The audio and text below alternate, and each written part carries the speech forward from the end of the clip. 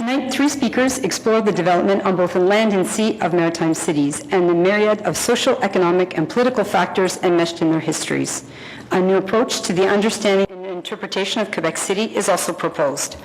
The presentations will draw on examples from terrestrial and underwater archaeology, contemporary art, and art history. Each speaker has 20 minutes. I know they'll respect it. And then we will have a short discussion period after the three talks.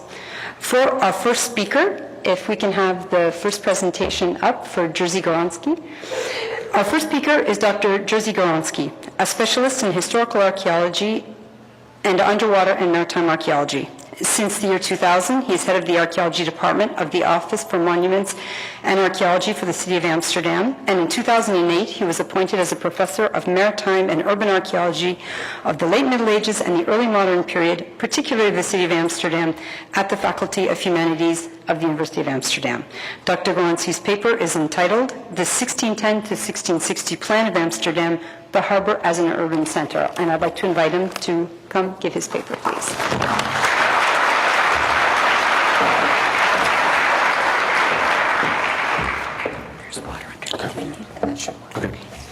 Bonsoir à tous.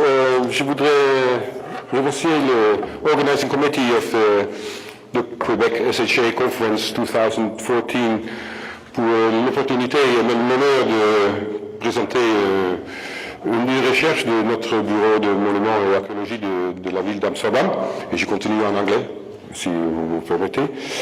And in line with the theme of this conference on the issues that count for maritime cities, I will focus on the 17th century city plan of Amsterdam and the latest ideas on the origin and the significance as a guiding theme for our archaeological policy. This is the city plan of Amsterdam, which was developed between 1580 and 1660 during a period of explosive growth. The number of inhabitants of the city would increase from 30,000 to 220,000, and the city would become 6 times bigger. The urban development took 4 consecutive phases, called the first to the fourth extension, which I will elaborate on, which were aimed at the enlargement and also the modernization of the 16th century city. The result was this characteristic semicircular layout with rings of concentric canals intersected by a radial system of streets and upmost canals, enclosed by a fortification wall with 26 triangular bastions. By the way, the north is on the underside of this picture with the harbor called the Eye. With the city plan, this city plan would determine Amsterdam's appearance as city boundary until the middle of the 19th century. The developmental process and origins of this urban layout intrigued historians, art historians, and urban developers from an early stage. And their debate fundamentally was focusing on 2 options. Was this a preconceived and coherent plan, step-by-step controlled by the City Council of Burgemeesters and its planning department, and based on the latest Renaissance rules of urban planning and fortification, which were introduced to the Netherlands at the end of the 16th century by Italian architectural theorists and engineers like Scamozzi, who designed this fortified town of Palmanova around 1600.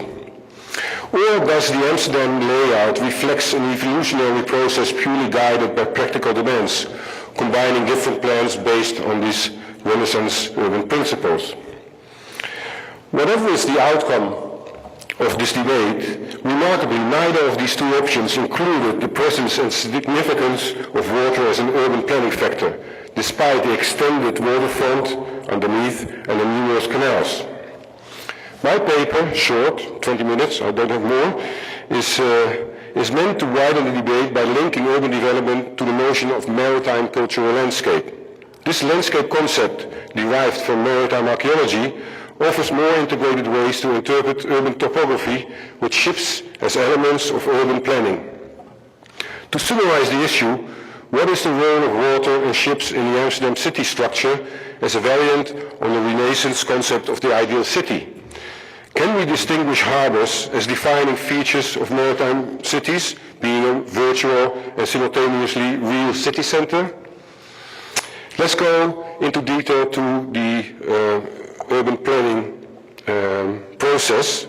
And we start with Amsterdam as a full-grown medieval town, so around 1500, 1550s, with basically an H-shaped topographical structure created by the sea dikes along the both riverbanks in the mouth of the River Amstel, which were halfway connected to each other by a dam in the river.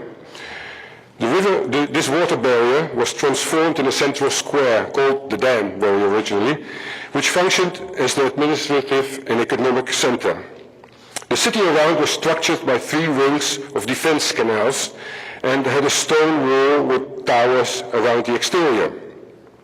And in the eye, the harbor, in front of the river mouth, the roads were situated, protected by a double row of piles over a length of 600 meters, that blue line.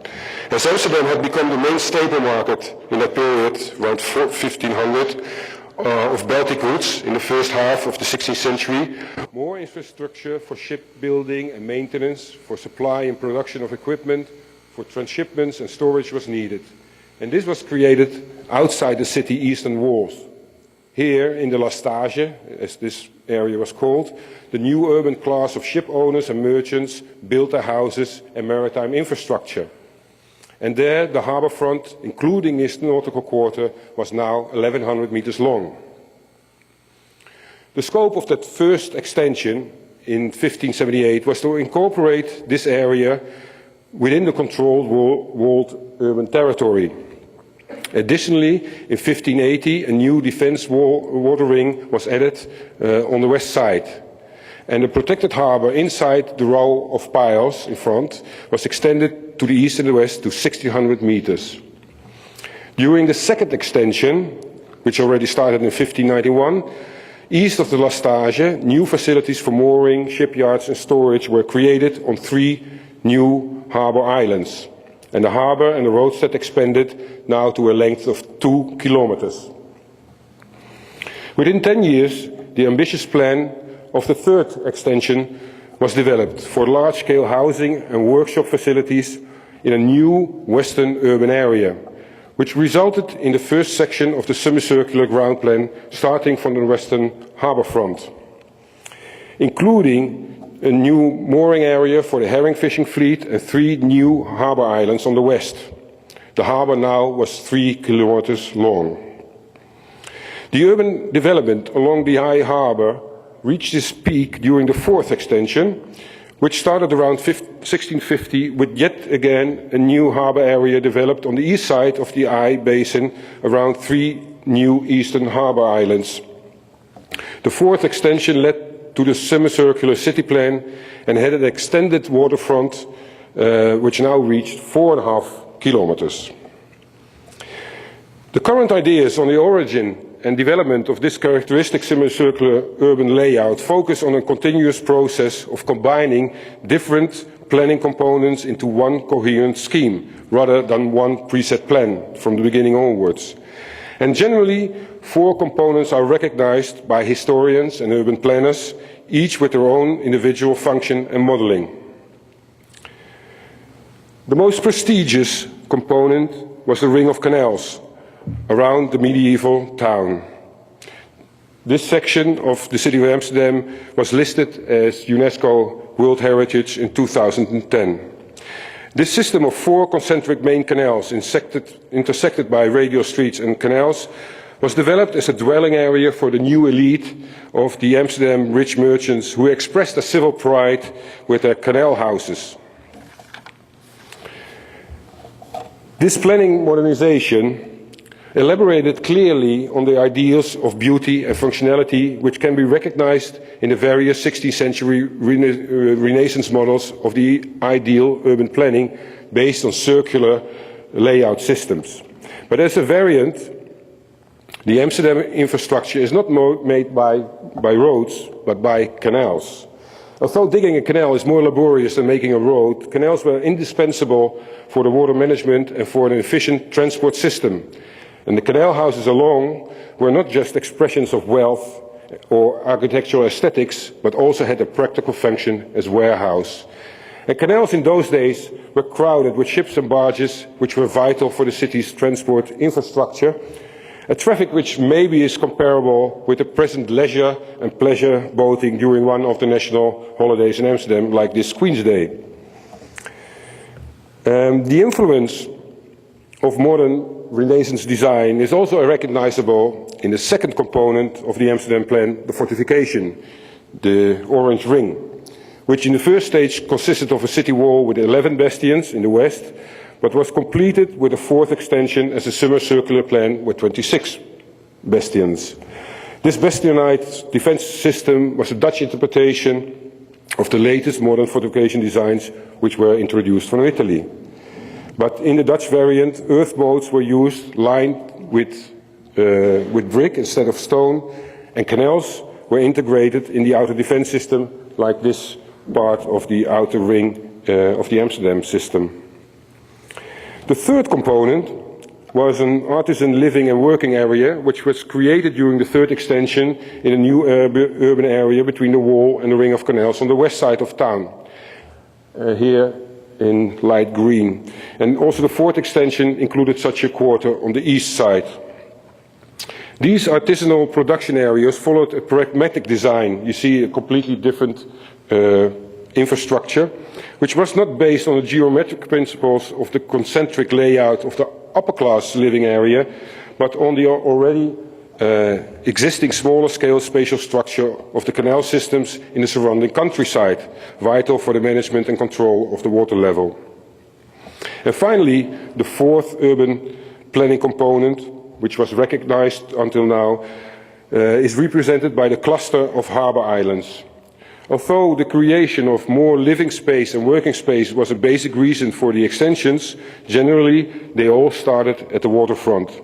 The third extension began with the new mooring facilities and the 3 harbour islands on the west side in 1610 and 1615, but also the development of the 3 eastern islands was anticipating the further planning process of the fourth extension. For the fleet of the Admiralty, a shipyard was made on the island Kattenburg on the right. The middle island Wittenberg was made for private yards, and the island Oostenburg on the left became the main shipyard and production center of the Dutch East India Company, the VOC. The fourth extension meant the completion of the city plan. The need to build the eastern harbour island at the end determined the semicircular layout of the fortification and hence also the city plan itself. And the resulting layout indeed shows clear connections with examples of Italian Renaissance design, like that of a river town from the treatise of Engineer De Marchi from 1599. And in fact, Amsterdam could be defined as the maritime variant of these radial city models, in which streets are replaced by canals. But there is one big difference. Contrary to the static center of this concentric city model, in the Amsterdam plan, the actual center is located in the harbour basin, here indicated in red, in front of the elongated base of the city, jammed in between the symmetrical counterparts of the 2 clusters of harbour islands, which close off the long urban axis of the harbour, on which the system of concentric canals discharged. It's exactly this underside with the water of the Eye Harbour that should be added as the 5th urban planning component, which is closely bound up with the urban plan of Amsterdam and represents the essence of the planning of the maritime city. Because the real spatial junction was in the water in front of the city. And this junction, represented here in one of the many paintings, did not consist of one center or central place, but was a conglomerate of several central places, an urban area in which ships created floating buildings. This resulted in a topography which featured extreme high dynamics and mobility. Along the waterfront were several urban zones which fulfilled a specific role in the system of local and long-distance shipping. There was a varied infrastructure for construction and repair of ships, with supplies and personnel. The water itself, with hundreds of ships, made part of that center. Here the city offered literally a physical junction of ships for the transit of goods and with hundreds of regular barge services for local and regional passenger and goods transport.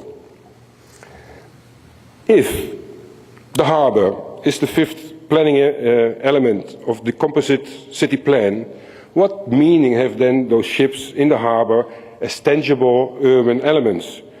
For the answer, or for a answer to this question, we turn to the contextual definitions of ships and shipwrecks from maritime archaeology. In general terms, sailing ships, especially for long distance, were the most complicated artifacts men manufactured until the era of industrialization and the invention of steam engines in the 19th century. Ships were multifunctional tools which could be used for transport, warfare, communication, discoveries, operations, trade, or a combination of all these functions. And this complexity is reflected in the material appearance in the sunken remains which archaeologists research on the seabed. A perfect archaeological example, which also has a close relationship with the city of Amsterdam, is the wreck of the Dutch East India Company's ship, the Amsterdam. The Amsterdam was built and equipped here on the Amsterdam yard on the eastern harbour island I just showed, Oosterburg, in 1748. The vessel beached in 1749 on its maiden voyage on the south coast of England, and the complete hull sunk away 7 meters deep in the sand. In 1969, a first dry land survey was done during low spring tides when the site is exposed. And later on, in the 1980s, several underwater excavations were executed on the site, producing a varied collection of well-preserved finds representing the ship's complexity.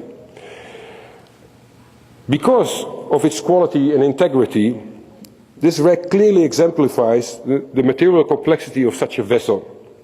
In a simplified way, ships like the Amsterdam are three-dimensional wooden shells which are coherently subdivided in separate spaces and are filled with 1,000, even 10,000 components, artifacts, half-products and raw materials.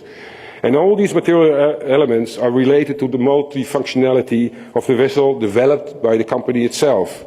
It was a sailing machine, part of an economical trading network, a military platform, the company's floating office and bank transporting correspondence, archival material and currencies, and finally also a community of people with over 300 persons on board, coming from all parts of Europe with provisions for living and working. The material remains of the Amsterdam provide information which reaches further than the construction and the content of the ship itself. They are linked to the activities of the technical staff and the workmen of the Amsterdam shipyard. The Amsterdam reflects both in concept and in material form the industrial processes of the office and the yard of the Dutch East India Company. And simultaneously, the yard was not an isolated production center, but was the focus point of hundreds of supply lines of manufacturers and suppliers in the city of Amsterdam, which the VOC engaged for the construction and equipment of its sailing vessels. Therefore, the material components of a VOC ship like the Amsterdam represents three information levels: the ship and its crew, the shipyard and its personnel, and finally Amsterdam and its citizens itself. This three-leveled analysis based on historical and archaeological data can be applied on each individual find from such a shipwreck, creating a link between the object and the urban socio-economic context of Amsterdam. An example of this is supplied, I give you only one example, by the find of a stoneware jar here located on the water on the orlop deck of the Amsterdam, which was still complete and contained a mass of vegetable remains, which could be identified as tamarind, a tropical fruit. And the presence of insects indicated that this the fruit was not refined, as these insects only live on the tropical place of origin. Tamarind was one of the products which the company imported from Asia, and after its arrival in Amsterdam and stocked in the warehouse of the VOC on the yard, these plants, together with the insect, changed from a trading commodity into a part of the ship's equipment. Because tamarind was taken on board of an outgoing vessel because of its medical properties and appears on the ship's medicine list as a laxative or a fever remedy under the Latin pharmaceutical name Fructus tamarindorum. However, the archaeological reality proved that behind this 18th century medical terminology, a raw material was hidden, fruit with insects, with which the ship's doctor had to prepare his own medicine. And as the VOC imported this raw material itself, tamarind doesn't appear on the specified purchase lists in the big bookkeeping accountancy, which were, all these medicines were standard supplied in the 1740s by 3 or 4 shops in the city, like this 18th century shop in the historical center of Amsterdam. This is only one of the hundreds of stories of the intricate relations between a ship and the broad context of urban economy and production which a ship like the Amsterdam can offer.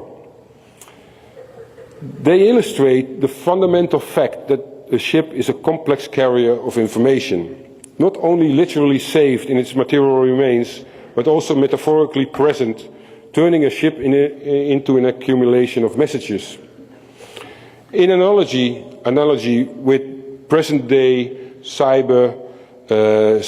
digital cyber systems, we can compare a ship we can represent a ship like a floating flash drive, loaded with data, which upon arrival in port logs into the large hard disk of the local system.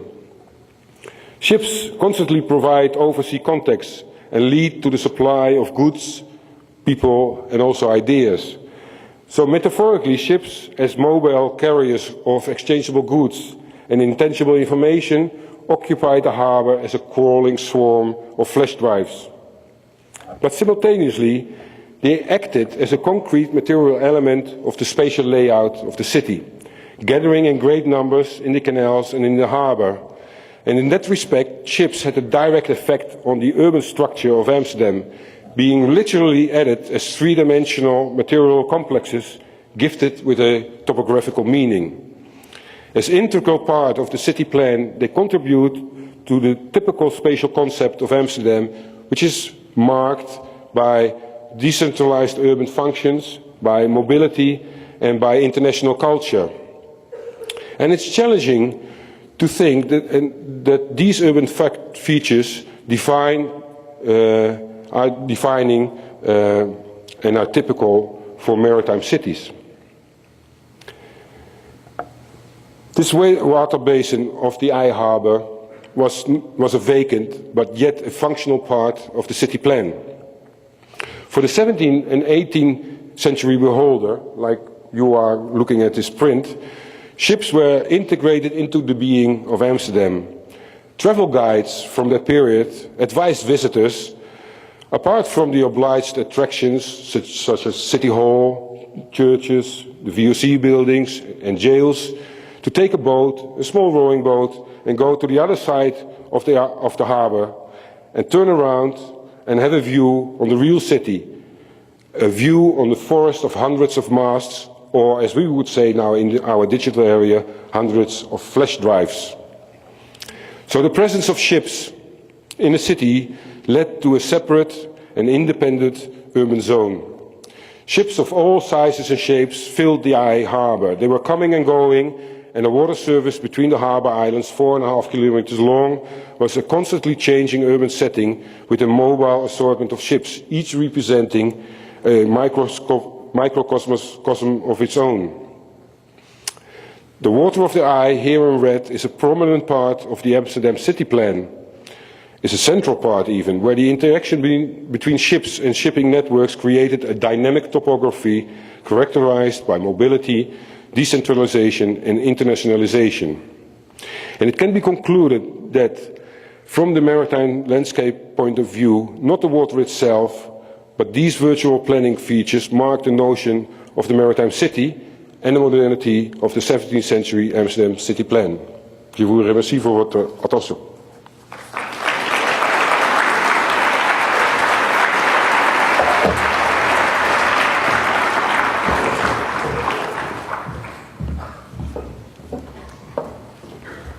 Thank you very much for that wonderful paper discussing Amsterdam as a maritime city. And I never thought I would see insects in a presentation at the SHA plenary. That's what I study, so I'm really happy about that.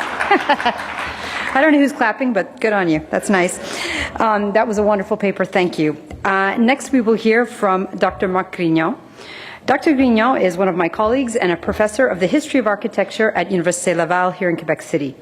Dr. Grignon is a specialist in the theory of architecture of Canada, more specifically in Quebec, of France, and of the United States from the early 18th century onwards. He also writes and publishes on the relationship between architecture and social representations, as well as the relationship between architecture and society. Dr. Grignon's paper is entitled Quebec City, Seen Through Images and Plans, and I would invite him now to give his paper.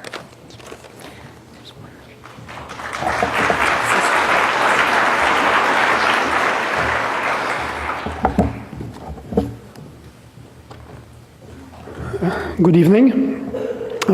Thank you to the organization of this conference for having me here to present tonight. I would like to present a few ideas about the historical image of Quebec City and its relation to the surrounding natural environment, which includes the St. Lawrence River and the St. Charles River. I will give this presentation in French, but I thought I could make my introduction and conclusion in English. First, a few remarks on my method, since I am no archaeologist, but rather an art historian specializing on architecture.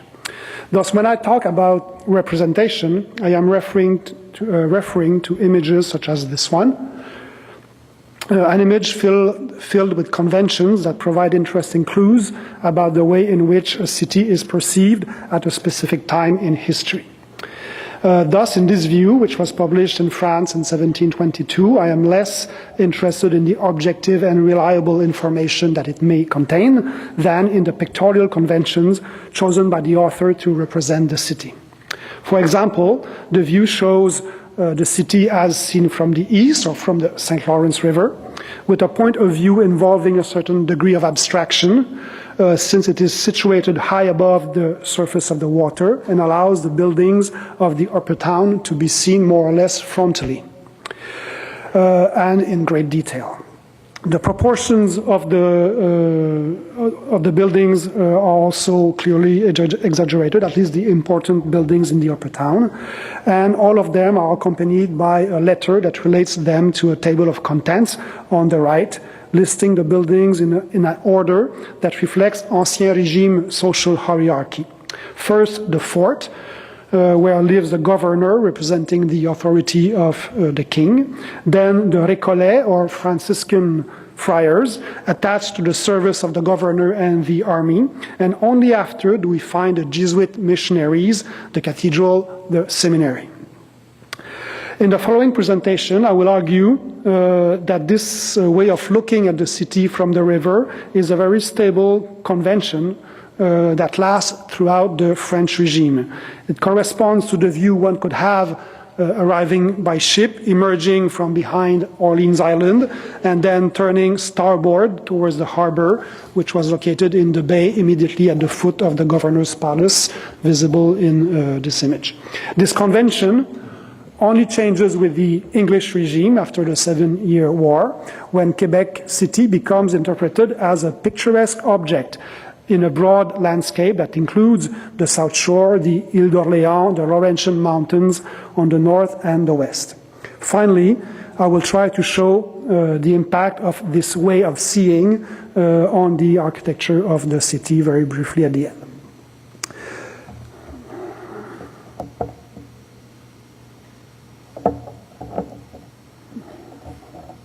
Okay, got it. La relation visuelle entre le fleuve Saint-Laurent et la ville de Québec apparaît dès les premières images que nous avons du fort établi par Samuel de Champlain en 1608. Dans cette image publiée en 1613, l'observateur est situé à l'est, sur le fleuve, mais dans une position assez abstraite, qui tend à faire oublier le point d'observation pour mieux mettre en évidence les bâtiments représentés. Les éléments architecturaux sont nettement favorisés par rapport au paysage et des lettres renvoyant à la légende en dessous de l'image permettent de les identifier. Enfin, il faut aussi remarquer le caractère hybride de l'image qui combine les conventions de la vue de face, ou le profil, comme on le disait à l'époque, et la représentation en plan dans les jardins, par exemple, sur la gauche. Voici donc, dès 1613, les principales conventions pour montrer la ville de Québec pendant tout le régime français. On verra ensuite le cadre s'élargir, tout en restant bien centré sur la portion construite du paysage, mais pour le reste, il y a ici une manière de voir qui est extrêmement stable jusqu'en 1759. Donc, toujours à l'époque de Champlain, un dessin attribué au cartographe Jean Bourdon, description du fort de Québec en 1635. On a ici une vue du cap en profil, le cap Diamant, isolé de, son contexte géographique, à part le fait que le fleuve Saint-Laurent est situé en bas et donne une direction à l'image. Mais le fort Saint-Louis est représenté en plan qui doit être obligatoirement orienté à l'ouest, c'est-à-dire l'ouest en haut de l'image, afin de rencontrer le cap de manière cohérente. C'est ce point de vue qui permet d'harmoniser et de combiner les deux modes de représentation, la vue horizontale et la projection planimétrique. Donc toujours une vue à l'est, à partir du fleuve, avec le fort orienté de la bonne façon pour composer l'image. Toujours de Jean Bourdon, ici le vrai plan du haut et bas de Québec comme il est en l'an 1660, qui est un plan extrêmement important pour l'histoire de la ville, car il montre la division entre une ville institutionnelle, une haute ville institutionnelle et une basse ville marchande. Donc, d'un point de vue historique, c'est un document extrêmement important. Mais si on reste avec les conventions graphiques, on remarque la particularité de l'orientation, qui est toujours la même. L'ouest est en haut, l'est est en bas, le nord à droite. Regardez la petite boussole, les points cardinaux en bas. Donc, cette façon d'orienter les cartes de Québec est stable, cette façon de voir les villes de Québec reste présente, sous-jacente à sa représentation en plan, sa représentation, la projection planimétrique qu'on voit ici. Le dessinateur est toujours dans une relation subjective avec le site, le fleuve Saint-Laurent en bas, comme point d'observation, c'est lui qui dicte l'orientation du plan. Cette façon de faire est typique de la période. L'orientation des plans reste entièrement dépendante du point de vue sur le fleuve Saint-Laurent, une orientation qui est très commune donc, et qui appartient aux vues et aux plans qui sont parfois combinés. Ceci implique très clairement un privilège pour la façade est de la ville, la façade sur le fleuve Saint-Laurent. Le cartographe qui succède à Jean Bourdon se nomme Jean-Baptiste Louis Franklin et il a produit une série d'images extrêmement importantes de la ville de Québec à l'époque de Louis XIV. Il est l'auteur de cette célèbre vue de Québec, Québec comme il se voit du côté de l'Est de 1688. C'est en fait le détail d'une carte de l'Amérique septentrionale qui est conservée au château de Vincennes et qui était ni plus ni moins un cadeau que Franklin a offert à Louis XIV dans le but d'obtenir une promotion importante qu'il souhaitait en Nouvelle-France. Et donc, on regarde toujours la ville de la même façon, un cadrage qui est assez serré, qui correspond exactement aux limites qui ont été choisies par Jean Bourdon dans le plan précédent. Un point de vue idéalisé, surélevé, au-dessus des navires situés à l'est, un œil abstrait, un peu flottant au-dessus des événements. Et l'accent est nettement porté sur les monuments, représentés avec beaucoup de détails et identifiés par une légende qui est coupée ici, mais vous devinez peut-être les lettres qui accompagnent chacun des clochers. C'est une vision hiérarchisée de la ville, conçue comme le reflet direct de la société d'Ancien Régime qui l'habite. Et on sait aussi que cette façon de représenter la ville, cette conception particulière de l'image, suscitait des jalousies, des conflits à l'époque. Par exemple, en 1686, Monseigneur de Laval, l'évêque de Québec, avait exigé que les Récollets, qui possédaient une petite chapelle à la place d'Armes, donc juste devant le château, ou dans cette image juste derrière le château Saint-Louis, à gauche du couvent des Ursulines, qui est le petit monastère que vous voyez au centre, donc a exigé que les Récollets détruisent le clocheton qu'ils venaient d'ériger sur leur chapelle, sous peine d'être excommuniés. Alors le débat est assez long et complexe, je résume beaucoup. Alors, en 1688, les Récollets, dont le monastère principal était situé sur la rivière Saint-Charles, donc dans la vallée de la rivière Saint-Charles, là où se trouve l'hôpital général aujourd'hui, sont donc invisibles dans une image qui était destinée au roi Louis XIV. Et donc c'est le moment de souligner que cette partie à l'est, que cette vue de Québec à l'est constitue la partie qui se présente pour le tout. Ce qui correspond aujourd'hui au quartier Saint-Roch reste invisible, et ses habitants, les Récollets, exclus de l'image officielle de la ville. Donc, la vue avec laquelle j'ai commencé cette présentation montre un développement important sur le plan symbolique, parce que les Récollets occupent maintenant le centre de l'image, c'est le clocher central. C'est en effet grâce au deuxième évêque de Québec, Monseigneur de Saint-Vallier, que les Récollets ont pu se déplacer en 1690 pour construire un nouveau monastère sur la place d'Armes, où se trouve la cathédrale Holy Trinity aujourd'hui, ce qui leur a donné la visibilité tant recherchée. Donc, ces quelques exemples sont une sélection bien sûr très incomplète, mais ils permettent de démontrer 2 points importants. Pendant le régime français, l'image de la ville, son paysage symbolique, est structuré à partir du fleuve et met en évidence le côté est de la ville. C'est avec l'arrivée des Britanniques que la manière de voir la ville de Québec change en profondeur.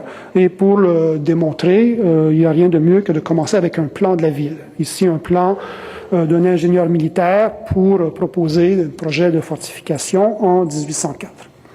Dès les premiers plans de Québec levés à l'époque britannique, les dessinateurs appliquent la convention d'orienter les plans au nord. Dans cette convention moderne, le nord en haut de la carte. À la différence du régime français, cette manière de disposer le terrain sur la carte est objective, dans le sens où elle est indépendante du positionnement de l'observateur sur le site.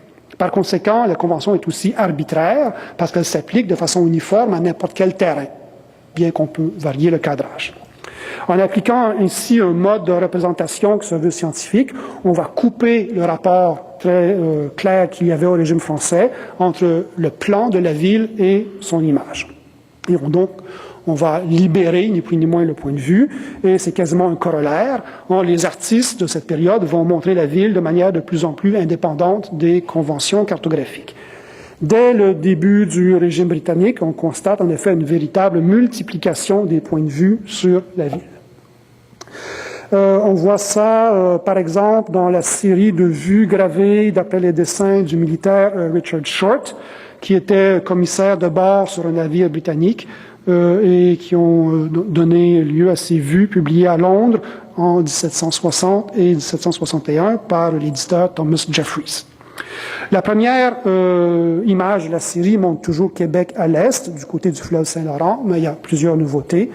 Les bâtiments sont dessinés à la même échelle que le paysage et paraissent donc mieux intégrés au contexte naturel environnant.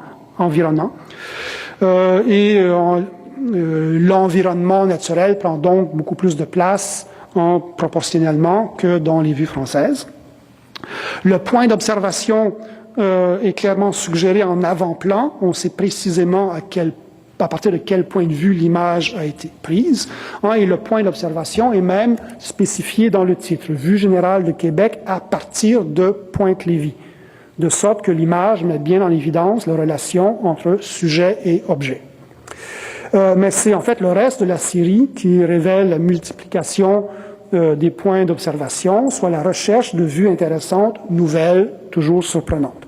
Par exemple, ici, la vue de l'hôpital des orphelins desservi par les Ursulines prise de dessus les remparts, ce qui est un point de vue complètement nouveau qu'on n'avait pas vu au régime français, situé au sommet de l'enceinte fortifiée, donc au sommet du rempart, et on regarde envers la ville. Cette ce dessin montre aussi, enfin, cette gravure montre aussi en arrière-plan le fleuve et les montagnes. On reconnaît même assez facilement le mont Sainte-Anne sur la gauche.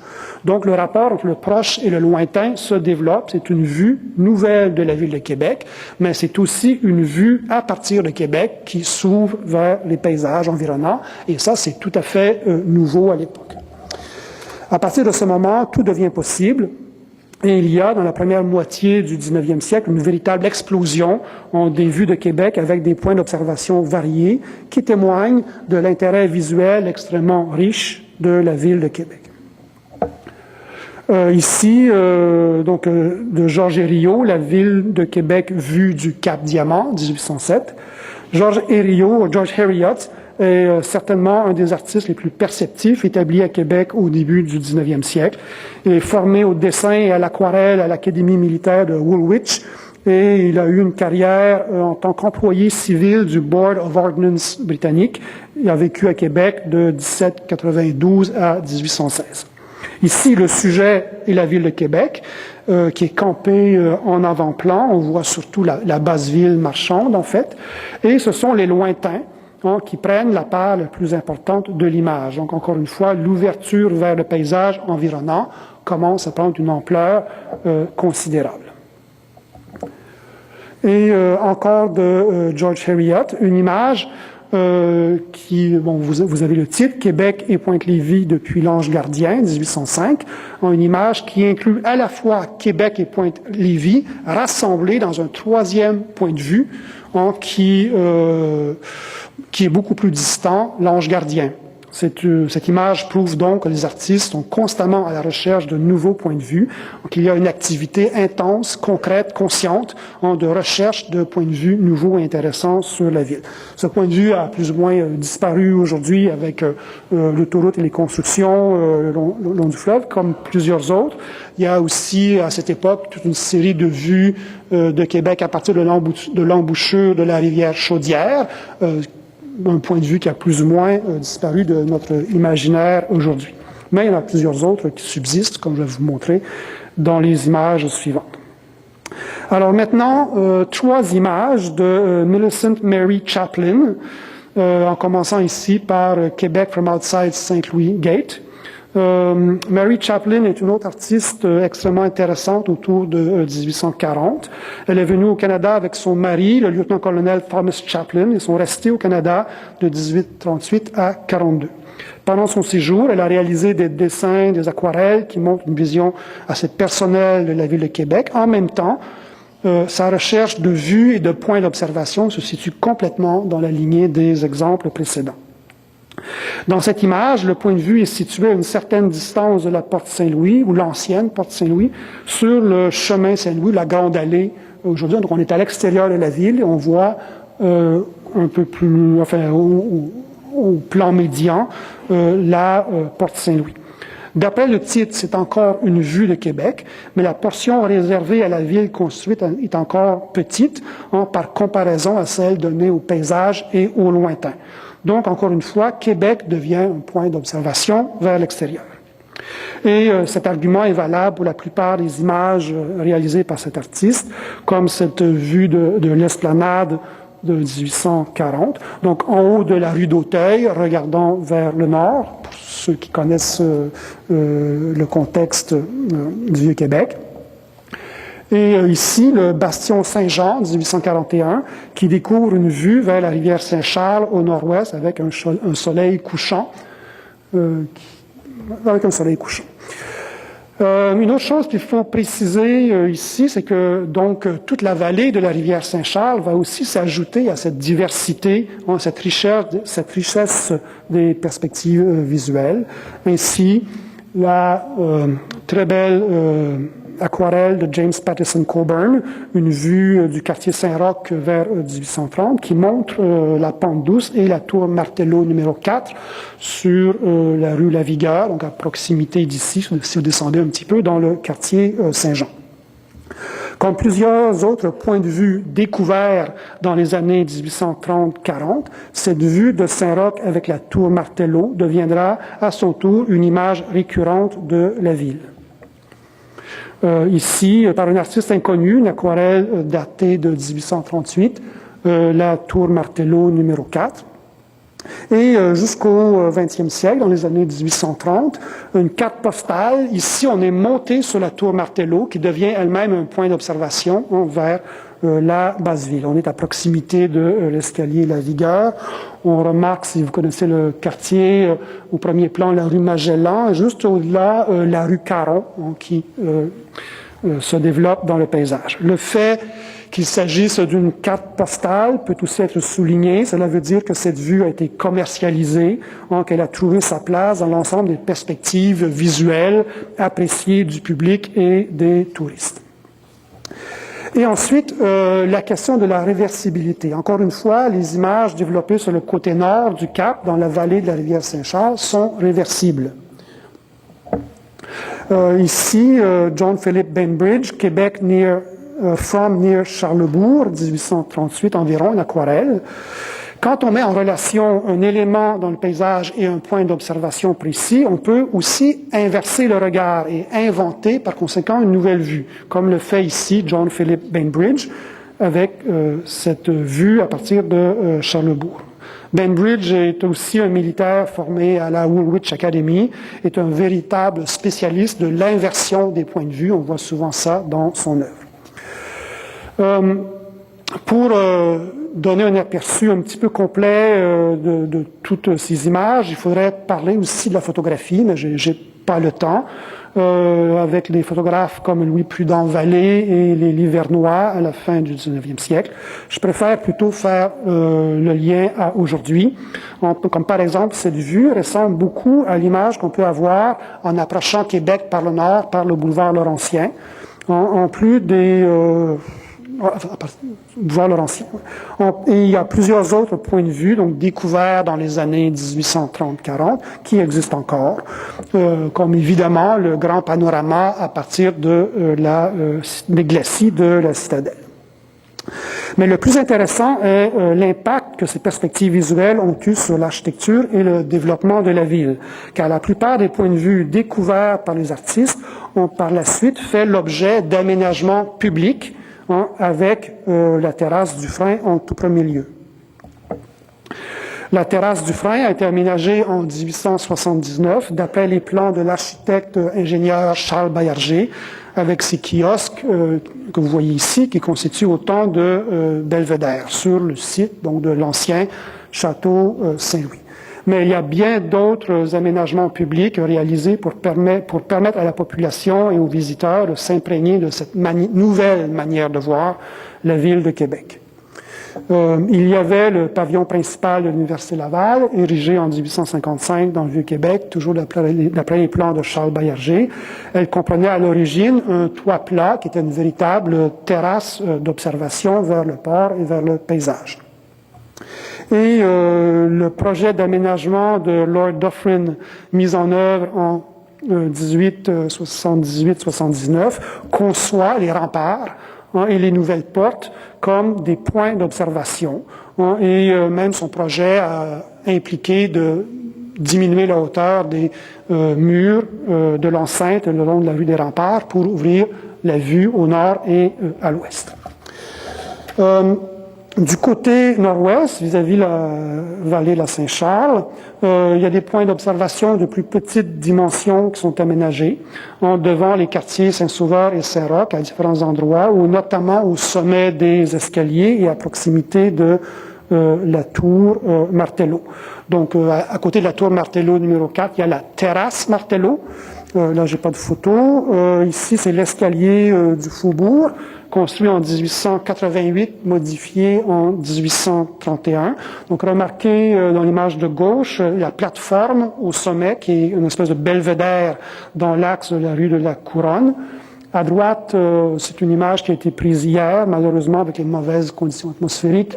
Le paysage loin disparaît complètement, mais bon, si vous connaissez l'endroit, vous connaissez cette vue vers les Laurentides. Et encore une autre image prise hier, juste après la tempête de toutes sortes de choses. La terrasse au sommet de l'escalier de la Chapelle, escalier de 1937, réaménagé en 1995 avec le complexe Méduse. C'est encore une petite terrasse, mais qui donne accès à un très beau paysage au nord de la ville. Et il faudrait bien sûr ajouter la vue tout à fait spectaculaire qu'on a ici à partir du centre des congrès et de la plateforme entre le centre des congrès et l'hôtel Hilton juste à côté. Et bien entendu, ce qui fait le charme de Québec, ce sont les déambulations un peu au hasard, qui offrent aussi toutes sortes de vues magnifiques à différents endroits, des vues qui ne sont pas aménagées en tant que telles, mais qui font maintenant partie de l'imaginaire de la ville de Québec, comme ici dans l'axe de la rue Marchand du quartier Saint-Jean à proximité. Donc je pense que ma conclusion s'impose d'elle-même. Ces paysages font partie du caractère spécifique de la ville de Québec. C'est une chose qui est reconnue même dans de nombreux documents et commentaires sur la ville. Je vous montre tout simplement le petit bulletin municipal que nous avons reçu juste avant Noël. Ma ville d'un arrondissement à l'autre souligne ceci: Québec est réputé internationalement pour la beauté de ses panoramas et de son architecture. Mais il faut préciser que ces paysages ou ces perspectives visuelles constituent aujourd'hui de véritables biens culturels. Ils ne sont pas là par hasard, ce sont des artefacts, des objets qui ont été construits historiquement par le regard, et il faut les traiter avec un certain respect. Je vais conclure en anglais. In conclusion, I can only say that these visual perspectives constitute a fundamental aspect of the urban fabric of Quebec City. They establish relations between the water and the city, but also between upper town and lower town, between the old city and the distant landscape. Therefore, all of these different sites are visually connected to one another, and those visual connections should be considered as historical and cultural artifacts. Moreover, these visual perspectives had a strong impact on the architecture of the city, as it can be concluded from the public installations such as terraces, viewing platforms and belvédères that have been built in response to these views. Voilà, je vous remercie de votre attention.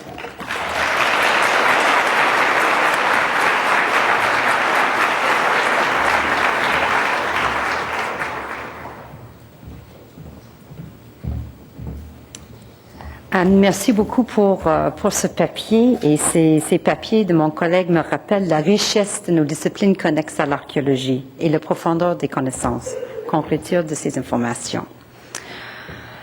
Dr. Grignon, I'm used to calling him Marc, Dr. Grignon's paper made a lovely transition for the present, and our final paper, our third and final paper, A Modern Archaeology for Quebec City, will also address these themes of the past and the present and how these coexist.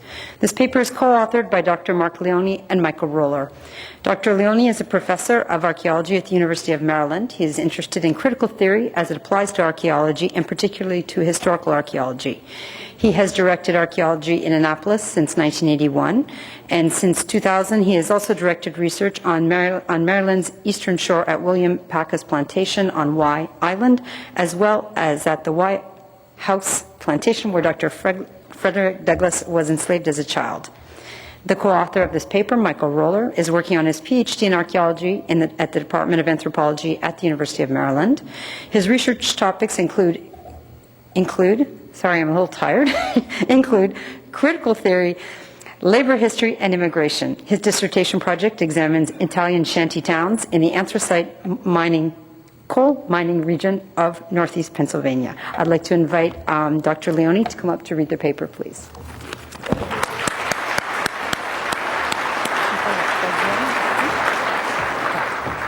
Good. Thanks. Good. There's water there if you need it. I love giving a doctorate to Frederick Douglass.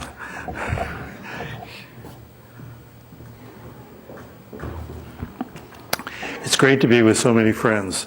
There are the friends I've known for 25 years, there are the friends I've known for 30 years, and then there is an occasional friend I've known for 40 years, so it's great to be home. I want to thank Reginald Auger, Marcel Musset, Alison Bain, and William Moss for their encouragement in thinking about this paper. It was translated into French by Agnes Gallet, My co-author is Mike Roller. There is a loop that goes with this paper, and it'll run about 1.5 times. And both the English longer version is on the SHA website and the French version. In order to talk about the archaeology of Quebec City, I want to retract my review in the Anthropological Quarterly of long ago of Richard Handler's Nationalism and the Politics of Culture in Quebec. I said the book was brilliant and that the thesis was correct, and boy was I wrong. The book is brilliant, but viewed in today's Quebec City, the thesis is wrong. That is what I think now. Handler's thesis in this book was to declare that the historical, and by extension, the archaeological account of Quebec then was a failure, an empty gesture that failed in its efforts to search for, he thought, an actually non-existent origin of Quebec's cultural history. In walking about the city in August with Reginald, I have come to believe that archaeology has not only been made a profound part of Quebec's identity, but rather obviously and actively so, and you could see a lot of that in Marc's paper. But the truth of archaeology's imperative role in understanding Quebec's modern identity must be different from what Richard Handler requires. You have to see archaeology differently from the traditional way Handler and the rest of us did 30 years ago. Second, in order to talk about the archaeology of Quebec City, I recommend we abandon the traditional United States definition of the four-field approach to anthropology and see a unified archaeology operating throughout the world. That'll do us a lot of good, I think, with no fundamental distinction between the purposes of prehistoric archaeology, historical archaeology, classical archaeology, biblical archaeology, and modern material culture studies.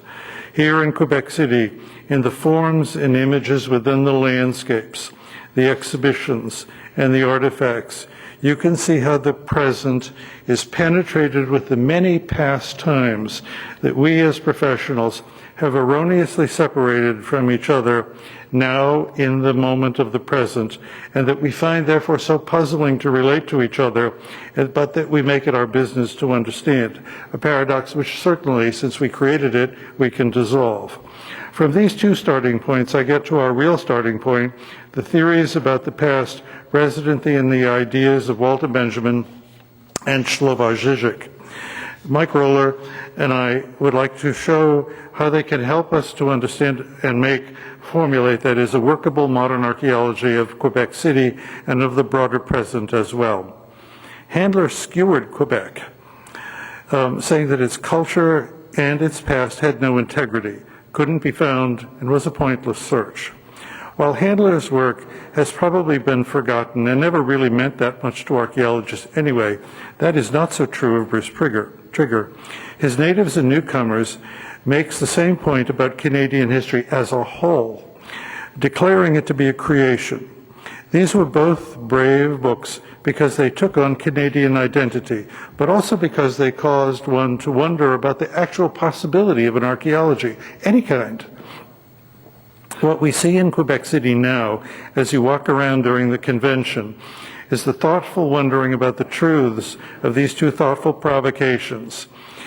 In the turn of the 20th century, that is 100 years ago, it was in the life of cities that Walter Benjamin saw the foundations of the myths that come together to make modern life, that created in all of its obscurity, its indifference, and its injustices. It was in urban materiality in which objects, landscapes, and ideas from all times come together, guided by capitalist logic, to produce our modern urban lives, which are characterized, so many say, by discontinuity, forgetfulness, and repetition. But it was also here that Benjamin found histories, narratives, images, hidden and concealed or rejected by progress, through which to build his critical archaeology. If we can say that objects and their meanings change, and if we say that archaeologists seek for beginnings, but that we recognize when we are wrong, then couldn't we build a city where past and present are unified through our understandings of what these serious thinkers have told us. Benjamin is concerned with the endless project of progress and commodification and the implications of the never-ending creation of waste and forgetting. In a similar way, Jerzy is concerned with the terror caused by fluidity. Archaeology's mistaken role, in his opinion, is its historic definition that there is a unique or a true past that can be excavated. Handler and Trigger went far out of their way to denounce this definition. They were more diplomatic than that, to be sure, but that is what they both said. Therefore, once we see that understanding the constant discard and formulating a resistance to its invisibility is a worthwhile subject, then we have a new role for any kind of archaeology and all archaeologists, regardless of their traditional time periods. Here is how Mike Roller and I think Jerzy and Benjamin work for all archaeologists, all archaeological fields, regardless of period. Spot an index object, something that is an actual object but that doesn't fit where you see it. The exhaust towers arrayed as church towers with cross pieces that look like crosses on top of the old St. Patrick's Parish Church in the middle of the old city is a good example. Anything odd will do, but you have to want to see it as odd, and you have to see it as designed. St. Patrick's Church, a short walk from here, is a ruin. Only its walls are left. Above its front door is a stone inscription that says St. Patrick's Church. Within and back is a big modern hospital and a research center devoted to oncology or cancer research. But on top are two clusters of modern ventilating towers or exhaust towers that we see everywhere now in North America and in Europe that poke out of roofs of laboratories to let out fumes. Here, however, they are arrayed in clusters that look like the towers of English religious houses from the late Middle Ages. What makes them a commentary on origins is their crosspieces, which make them into clusters of Christian reminders. So we have a ruin that is not a ruin. It is a living reminder of an expunged past, but not a memorialized past. There are two ruins we recover when viewing St. Patrick's, both supporting and embedded in this building, housing an oncology research center with prominent towers, contributing to Quebec City's obvious Christian skyline. One is the big but invisible Irish population that the church served. Second is its location in a church building of a center for cancer research surrounded by ties to lives now gone. Instead of wiping out memory, the new buildings give a new name and become archaeological objects. Neither Benjamin nor Jerzy saw that this could happen in such a beautiful way, and it is a very beautiful building. You have to want it to happen, and you have to not be afraid of the past for this to operate so successfully. So instead of eliminating Catholic symbols or rebelling against their narrow definitions by conservatives of the last 30 years, they have been inserted into a medicalized quest to conquer a vicious disease for the purpose of preserving life, not just talking about it. So what we see here in Quebec City is the reappropriation of a past to make a critique of modern social relations, but also to take an active stand to fix a disease which is a social dysfunction. Second, on the Plains of Abraham, above and beyond the heart of the city, is the Fine Arts Museum, housed in a beautiful traditional Beaux-Arts building of the kind we all associate with picture and sculpture galleries all over North America and much of the rest of the world. Next to it is a 19th century brick prison with a tall lookout tower. But the prison, quite beautifully built, is now a wing of the National Gallery. In it, there are two archaeological exhibits that tell us what Quebec wants us to know about itself. One is the cell of the prison, the cells of the prison, a few of which are open and entered, and you can go in them. The key, however, and then there is in the museum, and in the wing of the museum that is the prison, is the Brousseau Inuit art collection. The key to understanding this building and its intended public impact is in the word national. It is in understanding what Quebec means by national today that we can see just how incorrect Richard Handler and I were 25 years ago when reviewing his important book. National means how to find a tie between past and present. not by searching for it first, but by asking and looking for what people want and need. It is not initially an object search, but a political one that has empirical and verifiable results. The view of the building that was a prison is the index object. Because it was not ruined, and because it is now something else like St. Patrick's Church, you can't quite tell what the new something is. It is an index object to a hidden world, a world that it is the key to. This is what we all say an archaeological object actually is. It is a key to a lost world that we want to know more about. But Jerzy and Quebec are not interested in lost worlds. Both want to know about suppressed sites that were lost on purpose when meaning was broken deliberately and people were forgotten and made genuinely archaeological because they were Irish, Native American, falsely jailed, deliberately marginalized, and otherwise trashed, only to be swept into view now by Benjamin's street sweeper, who is us, as historical archaeologists, because our subjects in historical archaeology are those whom we recover and we resuscitate. That's what we say we do. The Inuit galleries are a marvel of sculptures, with dozens of the best carvings the Inuit have ever made. Surely this must be one of the biggest, most thoughtful, and representative assemblages of Inuit art anywhere. The exhibit opens with an archaeological collection of Inuit sculpture that dates to AD 1000. It provides a clear, visual, instantly recognizable continuity for the rest of the modern Inuit exhibit. It says we, the Inuit, have been doing the same thing, using the same media forever. It is a great relief to see this. It isn't something you commonly see in the United States. The Inuit are neither dead nor distant. They declare themselves, just like the rest of Quebec, to be here for themselves now. They never went away, and they thrive today. So, Archaeological Inuit introduces an art gallery full of art that was for sale and was bought. The archaeology takes away the purely commercial and shows the continuity of the Arctic environment, nature's whimsy, the plasticity of stone and bone, and shows that the art was always more for the Inuit than for the market. That is what Quebec did when it took St. Patrick's and made it into a research institute. It did not kill the past. It grounded its current objectives in it. It avoided the kind of divorce we can't seem to be able to avoid in the rest of North American historical archaeology. Third, it is easy to see from here at the conference. What is easy to see is the tie between classical archaeology embedded in art history and the refusal of the past to be bygone.